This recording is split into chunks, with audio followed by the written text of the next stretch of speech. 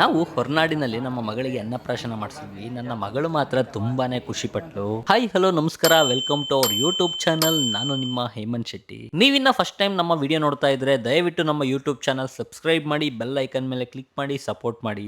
ನಾವು ಬೆಳಗ್ಗೆ ಎದ್ದು ರೆಡಿಯಾಗಿ ಟಿಫನ್ ಮಾಡ್ಕೊಂಡು ಮನೆ ಬಿಟ್ಟು ಹೊರಡೋ ಅಷ್ಟೊತ್ತಿಗೆ ಹೆಚ್ಚು ಕಮ್ಮಿ 12 ಗಂಟೆ ಆಗಿತ್ತು. ನಾನು, ನನ್ನ ಕುಳ್ಳಿ, ನನ್ನ ಮಗಳು, ಅಪ್ಪ ಅಮ್ಮ, ನನ್ನ ತಂಗಿ ಮತ್ತೆ ನನ್ನ ತಂಗಿ ಮಗ ಇಷ್ಟು ಜನ ನಾವು ಹೊರಟ್ವಿ. ಬಾಣವರ ಬಿಟ್ಟು ಮುಂದೆ ಹೋದ್ಮೇಲೆ ಏನೇನು ಟೈಮ್ ಆಯ್ತು, ಊಟ ಮಾಡ್ಬಿಡೋಣ ಅಂತ ಕಾರ್ ಸೈಡ್ಗೆ ಹಾಕಿದೆ. ಜಾಗನೂ ಕೂಡ ತುಂಬಾ ಚೆನ್ನಾಗಿತ್ತು. ನನ್ನ ಮಗಳನ್ನ ಬೌನ್ಸರ್ ಅಲ್ಲಿ ಕೂರಿಸಿ ನಾವೆಲ್ಲ ಊಟ ಮಾಡೋಕೆ ಅಂತ ಕುತ್ಕೊಂಡ್ವಿ. ಊಟನೂ ಮನೆಯಿಂದನೇ ಎಲ್ಲ ರೆಡಿ ಮಾಡ್ಕೊಂಡು ತಗೊಂಬಂದಿದ್ವಿ. ಈ ತರ ಲೊಕೇಶನ್ ಅಲ್ಲಿ ಕುತ್ಕೊಂಡು ಫ್ಯಾಮಿಲಿ ಜೊತೆ ಊಟ ಮಾಡದೆ ಒಂಥರ ಖುಷಿ ಕೊಡುತ್ತೆ.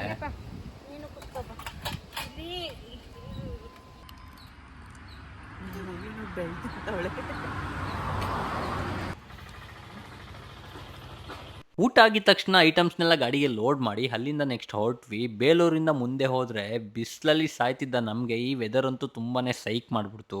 ರೋಡ್ ಫುಲ್ಲು ಯಾವ ರೇಂಜಿಗೆ ಮಂಜು ಬೀಳ್ತಾ ಇತ್ತು ಅಂದ್ರೆ ರೋಡೇ ಕಾಣಿಸ್ತಾ ಇಲ್ಲ. ಫುಲ್ಲು ಅಟ್ಲೀಸ್ಟ್ ಕ್ಯಾಮ್ರಾದಲ್ಲಿ ನಿಮಗೆ ಇಷ್ಟ ಆದ್ರೂ ಕಾಣಿಸ್ತಾ ಇದೆ, ಡೈರೆಕ್ಟ್ ಆಗಿ ನನಗೆ ರೋಡೇ ಕಾಣಿಸ್ತಾ ಇರ್ಲಿಲ್ಲ. ಕಂಪ್ಲೀಟ್ ಬ್ಲಾಕ್ ಆಗಿತ್ತು, ಅಷ್ಟು ಮಂಜಿತ್ತು. ಗಾಡಿನ ಡ್ರೈವ್ ಮಾಡೋದೇ ತುಂಬಾ ಕಷ್ಟ ಆಗೋಗಿತ್ತು.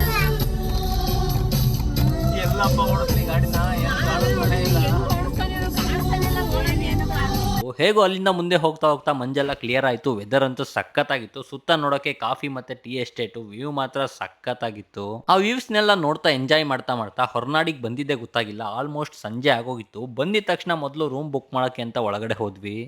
ಜನ ಅಂತೂ ಸಿಕ್ಕಾಪಟ್ಟೆ ಇದ್ರು. ರೂಮ್ ಸಿಗುತ್ತೋ ಸಿಗಲ್ವೋ ಅಂತ ನಾನು ಅನ್ಕೊಂಡಿದ್ದೆ. ಫೈನಲ್ ಆಗಿ ರೂಮ್ ಸಿಕ್ತು. ಇಲ್ಲಿ ನಾವು ಬುಕ್ ಮಾಡಿದ್ದು 4 ಬೆಡ್ನ 2 ರೂಮ್ನ ಬುಕ್ ಮಾಡಿದ್ವಿ. ರೂಮ್ ಎಲ್ಲ ತುಂಬಾನೇ ಚೆನ್ನಾಗಿತ್ತು. ಫುಲ್ ಲಗೇಜ್ ಎಲ್ಲ ರೂಮ್ ಒಳಗಡೆ ಇಟ್ಟು ಅಲ್ಲಿಂದ ಸೀದಾ ಪ್ರಸಾದಕ್ಕೆ ಅಂತ ಹೊರಟ್ವಿ. ನಾವು ಪ್ರಸಾದಕ್ಕೆ ಅಂತ ಹೊರಟಿದ್ದು ಶ್ರೀ ಕ್ಷೇತ್ರದ ಪ್ರಸಾದಕ್ಕೆ. ನಾನು ನನ್ನ ಮಗಳನ್ನ ಎತ್ಕೊಂಡು ಮೇಲ್ಗಡೆ ಹೋಗ್ತಾ ಇದ್ದೆ. ಇನ್ನ ಮನೆಯವರೆಲ್ಲ ನಿಧಾನಕ್ಕೆ ಮೆಟ್ಲೆತ್ಕೊಂಡು ಬರ್ತಾ ಇದ್ರು.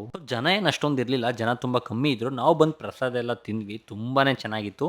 ಪ್ರಸಾದನ ಮುಗಿಸ್ಕೊಂಡು ನಾವು ಸೀದಾ ರೂಮ್ಸ್ ಕಡೆ ಬಂದ್ವಿ. ನೈಟ್ ನಿದ್ದೆ ಮಾಡಿದ್ವಿ. ಬೆಳಗ್ಗೆನೇ ಎದ್ದು ಎಲ್ಲ ರೆಡಿಯಾಗಿ ಅನ್ನಪ್ರಾಶನ ಮಾಡ್ಸೋಕೆ ಅಂತ ಎಲ್ಲರೂ ದೇವಸ್ಥಾನದ ಕಡೆ ಹೊರಟ್ವಿ. ನಾನು ಹೊರನಾಡಿನಲ್ಲಿ ಇದೇ ಫಸ್ಟ್ ಟೈಮ್ ಮಳೆ ಇಲ್ದಂಗೆ ನೋಡ್ತಾ ಇರೋದು. ನಾನು ಬಂದಾಗ ಪ್ರತಿ ಸಲನು ಎನಿ ಟೈಮ್ ಮಳೆ ಸುರಿತಾನೆ ಇರ್ತಾ ಇತ್ತು. ಬಟ್ ಇದೇ ಫಸ್ಟ್ ಟೈಮ್ ಮಳೆ ಇಲ್ಲದೆ ಇರೋ ತರ ನೋಡ್ತಾ ಇರೋದು. ನನ್ನ ಅಳಿಯ ಫುಲ್ ಖುಷಿಲಿ ದೇವಸ್ಥಾನದ ಕಡೆ ಓಡ್ತಾ ಇದ್ದ. ಹಾಗೆ ದೇವಸ್ಥಾನದ ಮುಂದೆ ಬಂದು ಎಲ್ಲರೂ ಒಂದು ಸೆಲ್ಫಿನ ತಕ್ಕೊಂಡು ಸೀದಾ ದೇವಸ್ಥಾನದ ಮೇಲ್ಗಡೆ ಹೋದ್ವಿ. ಯಾರೇ ಬಂದ್ರು ಮೊದಲು ಅನ್ನಪ್ರಾಶನ ಮಾಡಿಸೋದಕ್ಕೆ ರಸೀದಿನ ತಗೋಬೇಕು. ನಾನು ಕೂಡ ಲೈನಲ್ಲಿ ನಿಂತ್ಕೊಂಡು ಅನ್ನಪ್ರಾಶನ ರಸೀದಿನ ತಗೊಂಡ್ವಿ. ಇದೇ ನೋಡಿ ಅನ್ನಪ್ರಾಶನದ ರಸೀದಿ. 300 ರೂಪಾಯಿ ಕಟ್ಟಿಸ್ಕೊತಾರೆ.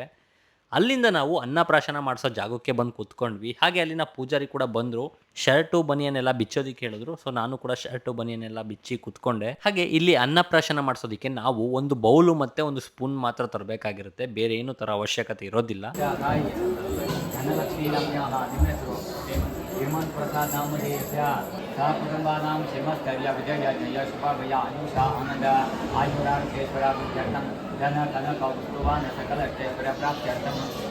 ಹಾಗೆ ನಿಮ್ಮ ಹತ್ರ ಏನಾದರೂ ಚಿನ್ನ ಅಥವಾ ಬೆಳ್ಳಿಯ ಉಂಗುರ ಇದ್ರೆ ಅದರಲ್ಲೇ ಪಾಪುಗೆ ಫಸ್ಟ್ ಟೈಮ್ ಅನ್ನ ಕೊಡೋದಕ್ಕೆ ಹೇಳ್ತಾರೆ. ನಾನು ಕೂಡ ನನ್ನ ಕೈನಲ್ಲಿದ್ದ ಚಿನ್ನದ ಉಂಗುರದಲ್ಲೇ ನನ್ನ ಪಾಪುಗೆ ಅನ್ನಪ್ರಾಶನ ಮಾಡಿಸಿದ್ವಿ.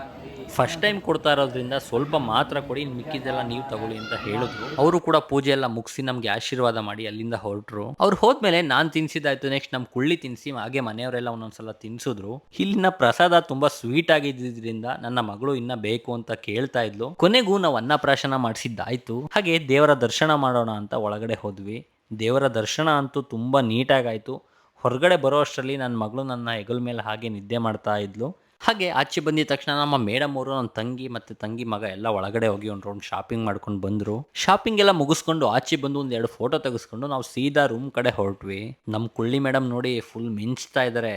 ಕೆಳಗಡೆ ಬಂದಿದ ತಕ್ಷಣ ಎಲ್ಲ ಹೊಟ್ಟೆ ಹಸಿತಾ ಇದೆ ಅಂದರು. ಸೊ ತಕ್ಷಣವೇ ಹೋಟೆಲ್ಗೆ ಬಂದು ಎಲ್ಲರೂ ಟಿಫನ್ ಮಾಡ್ಕೊಂಡು, ಟಿಫನ್ ಆಗಿದ ತಕ್ಷಣ ರೂಮ್ಗೆ ಬಂದು ಬ್ಯಾಗ್ನೆಲ್ಲ ಪ್ಯಾಕ್ ಮಾಡ್ಕೊಂಡು ಚೆಕ್ಔಟ್ ಆದ್ವಿ. ಚೆಕ್ಔಟ್ ಮಾಡ್ಕೊಂಡು ನೆಕ್ಸ್ಟ್ ನಾವು ಅಲ್ಲಿಂದ ಹೊರಟಿದ್ದೇನೆ ದಕ್ಷಿಣ ಕಾಶಿ ಎಂದೇ ಹೆಸರಾಗಿರೋ ಕಳಸಕ್ಕೆ ಬಂದು ದೇವರ ದರ್ಶನವೆಲ್ಲ ಮಾಡಿ ಪ್ರದಕ್ಷಿಣೆ ಹಾಕಿ ಅಲ್ಲಿಂದ ಹೊರಟ್ವಿ. ಆನ್ ದಿ ವೇ ನಾವು ಹೋಗಿದ್ದೆ ದೇವರ ಮನೆ ಪ್ಲೇಸ್ಗೆ. ಈ ದೇವರ ಮನೆ ಪ್ಲೇಸ್ ಮಾತ್ರ ಸ್ವರ್ಗಕ್ಕೆ ಸಮನಾಗಿದೆ ಅಂದ್ರೆ ತಪ್ಪಾಗಲ್ಲ.